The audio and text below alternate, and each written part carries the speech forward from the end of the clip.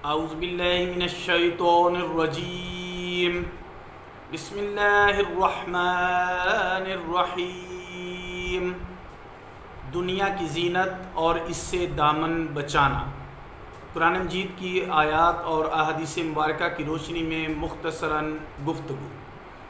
سورہ الکہف آیت نمبر 7 ترجمہ اللہ تعالیٰ کا ارشاد ہے، روئے زمین پر جو کچھ ہے ہم نے اس کو اس زمین کی زینت بنا دیا تاکہ ہم ان کو آزمائیں کہ ان میں کون سب سے اچھے عمل کرنے والا ہے۔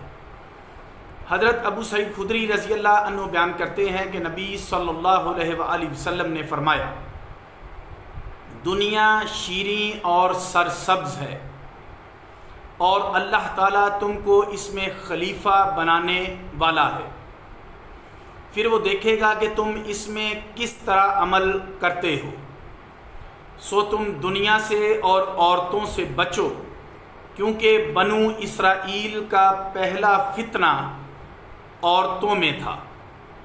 حضرت ابو سعید خدری رضی اللہ عنہ بیان کرتے ہیں کہ رسول اللہ صلی اللہ علیہ وآلہ وسلم نے فرمایا، مجھے تم لوگوں کے بارے میں سب سے زیادہ دنیا کی تر و تازگی سے خطرہ ہے۔ مسلمانوں نے پوچھا، یا رسول اللہ دنیا کی تر و تازگی کیا ہے؟ آپ نے فرمایا، زمین کی برکتیں۔ مسلمانوں نے عرض کیا، یا رسول اللہ کیا خیر کے سبب سے شر ہو سکتا ہے؟ پھر آپ نے 3 بار فرمایا، خیر کے سبب سے خیر ہی ہوتی ہے۔ موسم بہار میں جو چیزیں زمین سے اگتی ہیں تو وہ سبزہ جانوروں کو ہلاک کر دیتا ہے یا قریب المرگ کر دیتا ہے، سو ان جانوروں کے جو صرف سبزہ کھاتے ہیں اور وہ اس قدر کھاتے ہیں کہ ان کی کوکھیں پھول جاتی ہیں، پھر وہ دھوپ میں لوٹ لگاتے ہیں اور لید اور پیشاب کرتے ہیں۔ یہ مال دنیا بھی سرسبز اور میٹھا ہے۔ جو شخص اس مال کو اپنے حق کے مطابق لے گا اور اس کو اس کے صحیح مصرف میں خرچ کرے گا تو یہ اچھی مشقت ہے، اور جو مال کو ناحق لے گا تو وہ اس جانور کی طرح ہے جو کھاتا ہے اور سیر نہیں ہوتا۔ حضرت ابو سعید خدری رضی اللہ عنہ سے ایک اور روایت میں ہے، یہ مال دنیا سرسبز اور میٹھا ہے اور مسلمانوں کا اچھا ساتھی ہے۔ اس مال کا جو حصہ مسکین، یتیم اور مسافر کو دیا وہ اچھا ساتھی ہے، اور جو اس مال کو ناحق لیتا ہے وہ اس جانور کی طرح ہے جو کھاتا ہے اور سیر نہیں ہوتا، اور یہ مال اس کے خلاف قیامت کے دن گواہی دے گا۔ اس حدیث کا معنی یہ ہے کہ دنیا بہت خوش منظر ہے اور بھلی لگتی ہے، اور اس کے مناظر بہت دل فریب اور دلکش ہیں، جیسے کوئی بہت حسین اور بے حد شیریں پھل ہو۔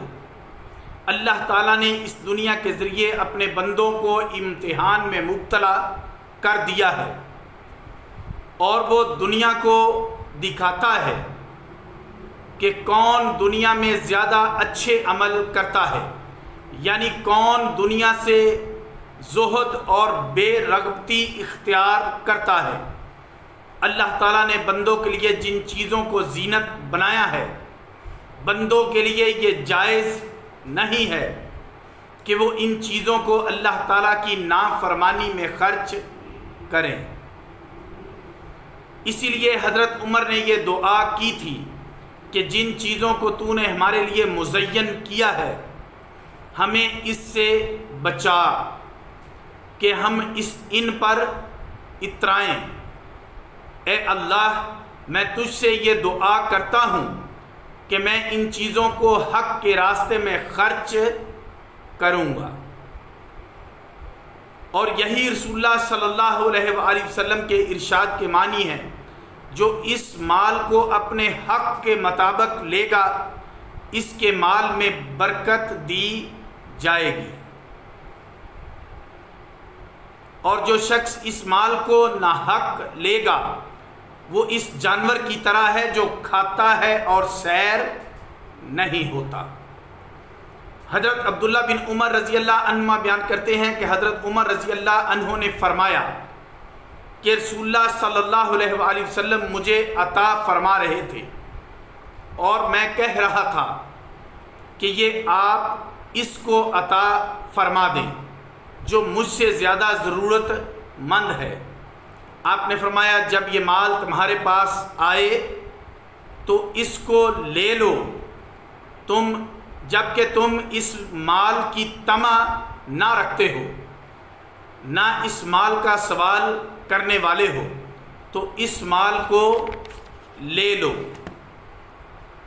صحیح مسلم میں ہے، پھر اس مال کو لے کر صدقہ کرو، اور جو مال اس طرح نہ ہو تو اس کے لیے اپنے نفس کو نہ تھکاؤ۔ جو شخص دنیا کے مال سے سیر نہیں ہوتا اور اس کو جس قدر مال ملتا ہے اس پر قناعت نہیں کرتا، بلکہ اس کی کوشش یہ ہوتی ہے کہ وہ زیادہ سے زیادہ مال کو جمع کرے، یہ وہ شخص ہے جس نے اللہ تعالیٰ اور اس کے رسول صلی اللہ علیہ وآلہ وسلم کی نصیحت کو نہیں سمجھا۔ وہ مال کے فتنہ میں مبتلا ہے اور اس سے انسان بہت کم سلامتی میں رہتا ہے۔ جس شخص کو باقدر ضرورت مال ملا اور اللہ تعالیٰ نے اس کو اپنے دیے ہوئے مال پر قانع کر دیا، وہ شخص کامیاب ہو گیا۔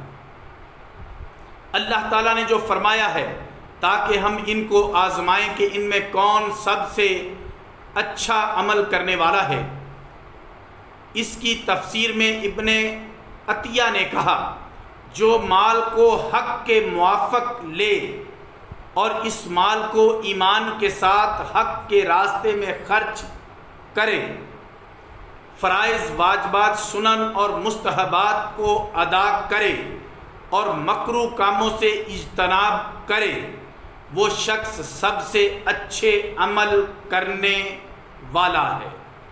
وَمَا عَلَيْنَا إِلَّا الْبَلَاغُ الْمُبِينُ۔